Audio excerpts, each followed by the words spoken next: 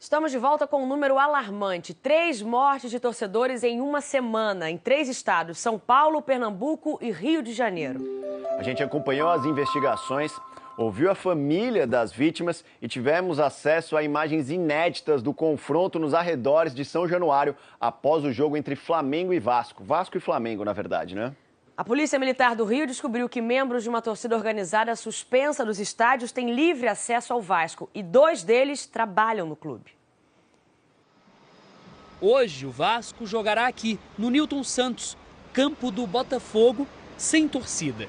A punição pode chegar a 25 jogos fora do próprio estádio. Chuteira, bola, rede. Barra de ferro, espeto de churrasco, vaso sanitário. O noticiário do futebol ganha novos substantivos que nada tem a ver com o esporte. A cada rodada, a violência choca. Eu pensei, eu tenho que salvar minha vida. Amedronta. Senti uma dor no peito, como que eu perdi meu filho no meio daquela confusão. Afasta. Eu pensei que nunca passou isso na vida. E você temeu o quê? A morte. O Esporte Espetacular mapeou os casos que ocorreram este ano. Ouviu especialistas, integrantes de uniformizadas, autoridades, dirigentes, torcedores comuns e parentes vítimas dessa violência. Em alguns casos, a relação íntima entre clubes e organizadas pode explicar. Hoje, os dirigentes esportivos é que impedem a segurança. Brasil 2017. Um ano em que a violência ligada ao futebol se multiplica. Até agora, em 7 meses, 11 pessoas morreram. Em todo o ano passado, foram 13 mortes ligadas ao futebol. O Brasil continua sendo, infelizmente, o país que mais mata torcedores por conflitos entre torcidas do mundo. Quinta-feira, 13 de julho, São Paulo. Após o clássico entre Palmeiras e Corinthians, um rapaz provoca motoristas nesta avenida. Um grupo de palmeirenses para. O homem que provocava cai na calçada e é agredido. Um dos amigos dele, de roupa preta com uma faca, dá golpes no palmeirense Leandro Zanho. Ele não resistiu. Leandro era casado e tinha 3 filhos. Goiânia, sábado, 24 de junho. Um integrante de organizada do Goiás foi morto a caminho do clássico contra o Vila Nova. Depois do jogo, grupos das 2 torcidas brigaram no estádio Serra Dourada. Recife, sexta-feira, 7 de julho.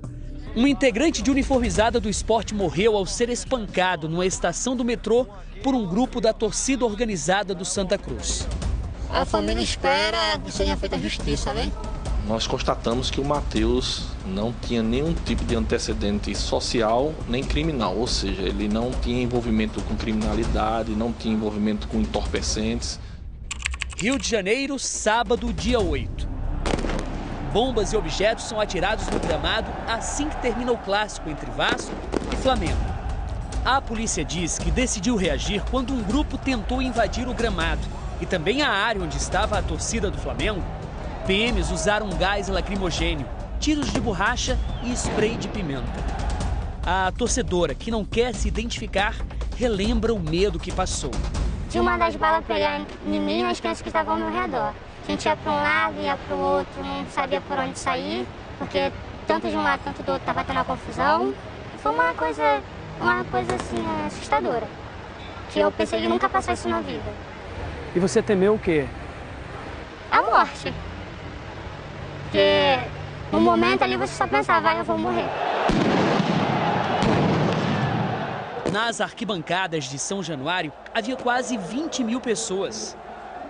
Entre tantos torcedores que vieram aqui a São Januário estavam Carlos e Carlos Henrique.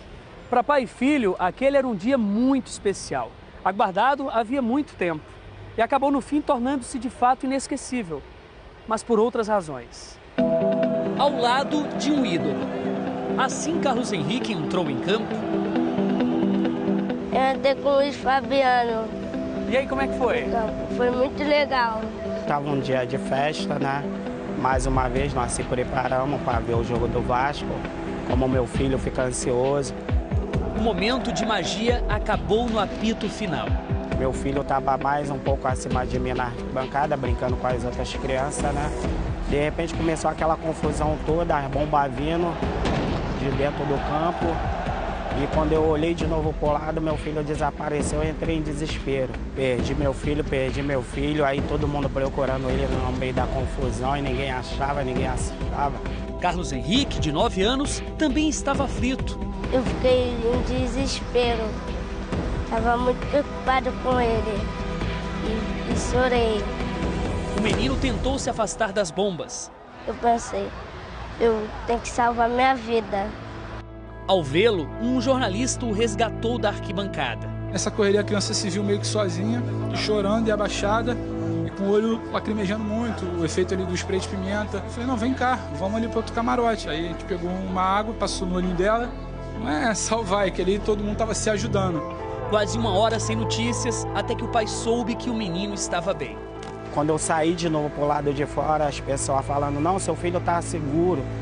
Tava com um repórter lá na cabine que salvou ele. Fiquei muito feliz da vida, queria ver ele pessoalmente para agradecer ele no momento que ele estava ali para trabalhar, mas ele foi um cidadão, um ser humano de ter salvado meu filho. Desde então, eles não se desgrudam. O reencontro entre pai e filho não aconteceu com o seu João. A mãe dele está sofrendo lá dentro, em casa. Não tem nada nenhum a dizer. Só queremos justiça. Torcedor do Vasco, Davi foi sozinho para o clássico. Lá se encontrou com amigos. Eu fiquei surpreso quando fiquei vendo que ele participava da organizada, né? E no momento eu não sabia, eu não tinha esse conhecimento, que ele participava de torcida. Do lado de fora do estádio, houve confronto com a polícia militar. Quem tentou ir embora na hora, correu riscos. Como é que estava essa região aqui? Tava um caos. Era muita gente machucada. Você tentou aqui? Tentei aqui, não conseguia, e tentei lá na Social. Por que você não conseguiu aqui sair? Porque aqui tinha muito policiamento tacando bomba, tiro de borracha, e por aqui, infelizmente, não dava para sair. 4 pessoas foram baleadas. Davi foi uma delas. O ajudante de eletricista, de 26 anos, aparece sendo carregado nestas imagens, só agora reveladas. Pouco tempo depois, é possível ainda ver uma briga entre torcedores. O Esporte Espetacular teve acesso ao exame de necropsia. Ele aponta que a bala atingiu Davi no hipocôndrio, uma região do abdômen. Aí a gente foi com uma esperança que ele estaria bem, tomou o tiro, mas quando a gente chegamos lá, o acontecimento não foi aquilo que a gente estava esperando. Foi que ele já estava em óbito, entendeu? Davi morava nesta região de Santa Cruz, zona oeste do Rio. Filho de uma família de 13 irmãos. Calmo. Davi era um garoto sempre sorridente, que ia trazer felicidade para todo mundo. A gente quer justiça e a gente quer que seja esclarecido, né? Que isso não venha a ser mais uma história, né? Que seja apagada, esquecida. Davi não tinha passagem pela polícia nem ocorrências no juizado do torcedor. A morte está sendo investigada pela divisão de homicídios. Essa bala já foi periciada, nós já sabemos, a DH já sabe qual é o calibre da arma que atingiu e matou o vascaíno. E a gente então agora, o próximo passo é identificar pessoas que estavam nesse cenário da briga em que ocorreu disparos. Mais um caso que se soma à lista de crimes ligados ao futebol no Brasil. Violência estudada por este sociólogo. 3 mortes em uma semana.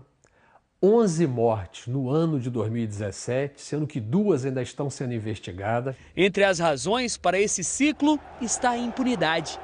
Pedro Scudieri é um exemplo. O torcedor do Fluminense foi agredido na cabeça com barras de ferro em fevereiro. O caso comoveu torcedores, que fizeram um mosaico para Pedro. Jogadores entraram em campo com faixa de apoio. O estudante de economia passou 3 meses em coma. 5 meses ao todo no hospital, de onde saiu essa semana, para a alegria de amigos e de parentes.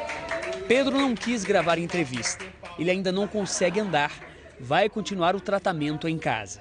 A suspeita da tentativa de assassinato recai sobre 4 integrantes de uma torcida uniformizada do Vasco. Ninguém foi preso até hoje. Não foi tomada nenhuma providência para tirar essas pessoas da rua. A gente não entende por que não foi feito nada, não foi pedido prisão, ou pelo menos ouvido essas pessoas. Nos últimos 3 anos, 2014, 15 e 16, somente 3% de todos os delitos cometidos no universo do futebol foram punidos até as últimas consequências.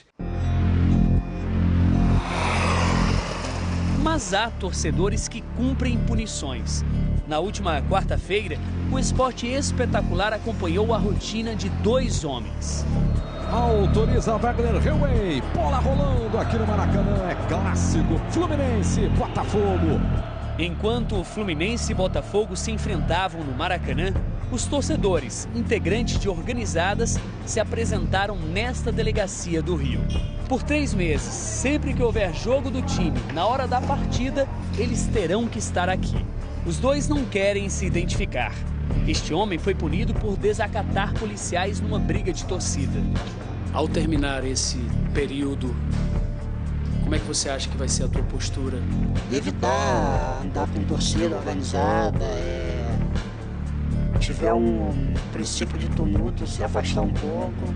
Só no Rio de Janeiro, 98 acordos foram feitos pelo Juizado Especial do Torcedor. Mas nem todos cumprem as transações penais. Este homem é Rodrigo Granja dos Santos. Segundo a polícia, ele é integrante da torcida Força Jovem do Vasco. Em fotos publicadas nas redes sociais, Rodrigo aparece em São Januário durante treinos, jogos e até na sala da presidência, ao lado do presidente do clube, Eurico Miranda. Outros integrantes da organizada, entre eles o atual presidente da torcida, Sávio Agra Sassi, aparecem na foto. Segundo a polícia, Sávio é o homem que aparece neste vídeo, agredindo o zagueiro Rodrigo em 2015. Ontem, o presidente do Vasco admitiu o encontro com torcedores em seu gabinete. Eu recebi a diretoria da Força Jovem eleita aqui onde eu estou falando. Você quer saber? É do mesmo lugar que eu estou falando. Recebi aqui, como recebo outras torcidas. A polícia diz que Rodrigo Granja dos Santos está descumprindo uma decisão judicial, já que não pode frequentar estádios onde o Vasco estiver jogando. Ao ser identificado quando foi ao clássico entre Botafogo e Vasco no mês passado, ele disse ao juiz do Juizado do Torcedor que era funcionário do Vasco. Não, o Rodrigo é funcionário do Vasco. Ele é funcionário do Vasco. E eu não sei quando ele está impedido ele não está impedido de frequentar estádio. Eu não recebi nenhuma notificação que ele está... Ele está proibido. O que ele está proibido? Frequentar os jogos. Está proibido? O que é que o Rodrigo faz no Vasco? O que ele é? Funcionário do Vasco, cuida até ali da parte de transporte. E há mais de 2 anos. Eu não tenho relação das pessoas que estão proibidas de frequentar os jogos. O senhor não se interessa em ter nem esse tipo de conhecimento? Eu me interesso em ter qualquer tipo de conhecimento. Ao monitorar a frequência em São Januário nos últimos meses e fotos nas redes sociais, a polícia também identificou Sidney da Silva Andrade. Além de integrante da organizada, ele trabalha no estádio durante os jogos, como steward, segurança dentro do gramado e também no controle de acesso do portão 9. É no setor 9 por onde entram as torcidas organizadas do clube. O que, para a polícia, pode facilitar a entrada de materiais proibidos e integrantes impedidos de frequentar o estádio.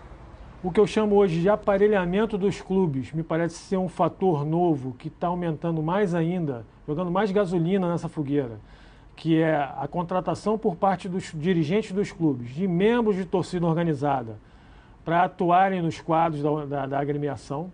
Fotografias também mostram que integrantes da organizada estão assistindo às partidas, frequentando esses jogos e alguns deles trabalhando durante jogos. O que é que o senhor pode falar sobre isso, presidente? Não me disseram isso. Isso eu não tenho conhecimento que eles estejam proibidos de estar aqui e estiverem trabalhando. Eu acho que estão trabalhando normal. Se eles estão trabalhando de forma indevida, não compete a mim. Não compete a mim. Porque Mas o senhor é presidente do clube e eles seriam funcionários do clube. Mas eu quero saber onde tem algo que me impede de eu ter funcionário do clube, que seja de uma força jovem. Que discriminação é essa? No relatório da Polícia Militar também constam fotos de integrantes da uniformizada inaugurando um camarote no estádio. relatório da Polícia Militar mostra que a Força Jovem Vascaína estava ocupando um camarote em São Januário. E essa torcida organizada está, inclusive, proibida de comparecer aos estádios por decisão judicial. Podem botar no site o que quiser. Não tinha nenhum tipo de autorização de fazer, não tem camarote. Isso com certeza não. Absoluta, com certeza não tem autorização.